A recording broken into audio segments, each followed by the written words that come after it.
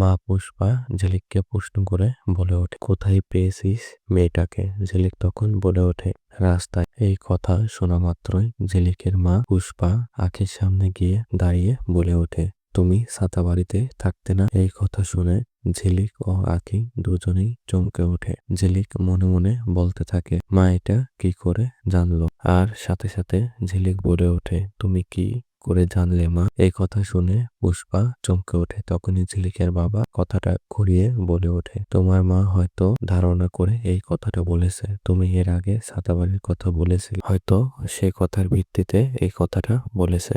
কিন্তু ঝিলিকের মনে এই কথাটা নিয়ে সন্দেহ থেকে যায়। অন্যদিকে অনিমেষ রায় মাখনের সাথে দেখা করার জন্য বস্তিতে আসে, আর সেখানে ঝিলিকের মায়ের রুম থেকে বেরিয়ে এলে অনিমেষ মুখোমুখি পড়ে যায়।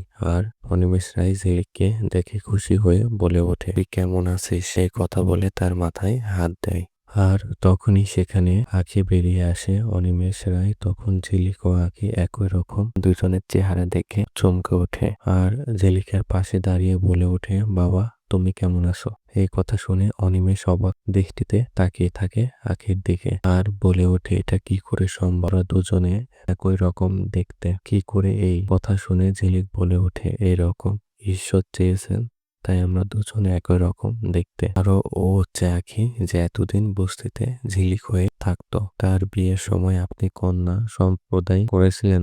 আঁখি নামটা শোনা মাত্রই অনিমেষ রায় মুচকি হেসে ওঠে আর সাথে সাথে বলে ওঠে, তুমি ছাতাবাড়িতে থাকিস? কথা শুনে আঁখিও চমকে ওঠে। এরপর আঁখি বলে ওঠে, হ্যাঁ। আপনি কি করে জানলেন বাবা? এই কথা শুনে অনিমেষ সাথে সাথে বলে ওঠে, মা আমি তো তোর নিজের বাবা। এই রকমটা হলে আপনাদের দেখতে কেমন লাগবে অবশ্যই কমেন্টে জানাবেন। আর এইরকম নতুন নতুন সব পর্বের নিয়মিত আপডেট পেতে এখনই আমাদের ইউটিউব চ্যানেলটি সাবস্ক্রাইব করে রাখুন। আর যারা আমাদের ফেসবুক পেজটি থেকে দেখছেন, পেজটা ফলো করে রাখুন। ধন্যবাদ।